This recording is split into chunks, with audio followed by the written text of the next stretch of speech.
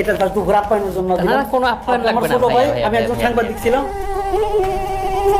মশা কমলে বিজনেস হবে কেমন? ঢাকা শহরে মশা পালি আমরা, এটা বিজনেস।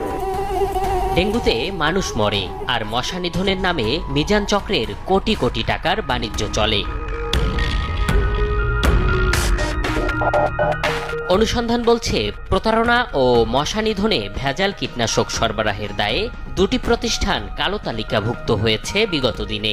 এর মধ্যে সবথেকে বেশি বিতর্কিত মিজানুর রহমানের দি লিমিট অ্যাগ্রো। 2011 সালে তাদের সরবরাহ করা কীটনাশকের 95%ই ছিল ভেজাল। 2019 সালে আবারও ভেজাল কীটনাশক সরবরাহ করে কোটি কোটি টাকা হাতানোর অভিযোগে উত্তর সিটি কর্পোরেশনে কালো তালিকাভুক্ত হয় তারা। সময় সংবাদের হাতে আসা নথিপত্র বলছে, এরপর খোলস পাল্টে ফেলে মিজান চক্র। ফরওয়ার্ড ইন্টারন্যাশনাল নামে খোলে নতুন প্রতারণার দোকান। আর সে দোকানের আড়ালেই উত্তরে কালো তালিকাভুক্ত মিজান চক্র বর্তমানে দক্ষিণ সিটি কর্পোরেশনে কীটনাশক সরবরাহ করছে। বারবার ধরা পড়েও কিভাবে বছরের পর বছর ধরে সিটি কর্পোরেশনে কীটনাশক সরবরাহ করছে চক্রটি জানতে মিজানের মুখোমুখি আমরা। সিটি কর্পোরেশনের পিয়ন থেকে ঊর্ধ্বতন কর্মকর্তা। কীটনাশক সরবরাহের নামে চলা অবৈধ বাণিজ্যের ভাগ দিতে হয় সবাইকেই। অকপটে যা স্বীকারও করলেন মিজান। এটা ঘুষ বলে না, যেগুলো দেই এটা হলো পিয়ন, দারোয়ান, কেরানি, অ্যাকাউন্টস। ওরা অ্যাকাউন্টস একটা যতবারই চেক দেন সিটি কর্পোরেশনে, আমাদের 5 পয়সা 10 পয়সা এর একটা সিস্টেম, মানে পার্সেন্ট। প্রতি বছর ডেঙ্গুতে হাজার হাজার মানুষ মরলেও এমন মশা নিধন বাণিজ্য মিজানকে অফিস পিয়ন থেকে জিএম এমনকি একাধিক প্রতিষ্ঠানের মালিক বানিয়েছে, তাও স্বীকার করেন তিনি। এমনি সবের রুমে একটা চা দেওয়া দরকার, কেউ নাই, আমি দিতাম। সেখান থেকে আমি ওটার জিএম।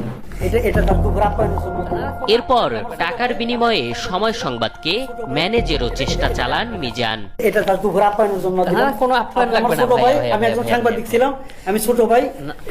এটা আপনার কাছে রাখেন না ভাই, না না না না, এটা সম্ভব না। তাহলে মশা নিধনের নামে বরাদ্দের কোটি কোটি টাকার ভাগের জন্যই কি উত্তরের কালো তালিকাভুক্ত মিজান চক্রের থেকে কীটনাশক নিচ্ছে ঢাকা দক্ষিণ সিটি কর্পোরেশন? জানতে এবার প্রধান ভান্ডার কর্মকর্তার মুখোমুখি আমরা। তার দাবি, মিজান চক্রের অতীত কর্মকাণ্ড জানেন না তারা। মিজান ব্ল্যাক লিস্টেড হয়েছে এটা আমাদের জানা নাই বা আমাদের কাছে কোনো তথ্য নেই। আর ভেজাল কীটনাশক সরবরাহ সম্ভব না, পরীক্ষা করেই কীটনাশক নেন বলেও দাবি করেন তিনি। আমরা ব্যক্তিকে চিনি না, এখানে XYZ যে কেউ আসতে পারবে, আমরা ব্যক্তিকে চিনি না। আমরা দেখবো যে ওই জিনিসটা ঠিক আছে কিনা। বিতর্কিত ব্যক্তিদের কাছ থেকে যে পরীক্ষার দোহাই দিয়ে মশক নিধনের কীটনাশক নিচ্ছে সিটি কর্পোরেশন, সে পরীক্ষাই বা আসলে কতটুকু স্বচ্ছ, নাকি সেখানেও আছে শুভঙ্করের ফাঁকি?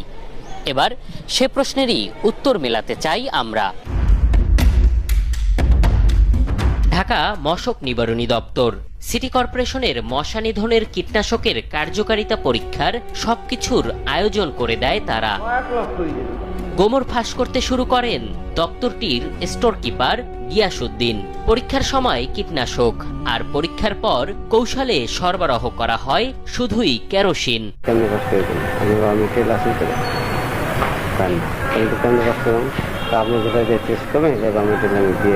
মানে এখান থেকে পাস করে এরপর ভুয়া ঔষধ ছিটাবে। কীটনাশকের নামে কেরোসিন সরবরাহ করে হাতানো কোটি কোটি টাকার ভাগ মেলে দপ্তরটির কর্মকর্তাদেরও।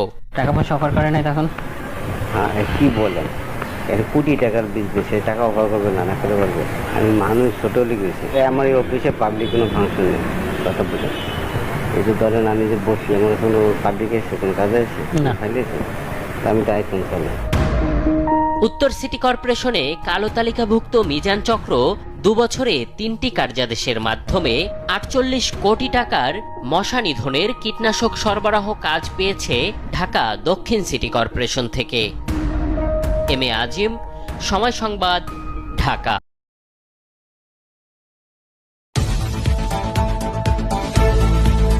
কসবা নিউজ টিভি, সত্যের সন্ধানে প্রতিদিন।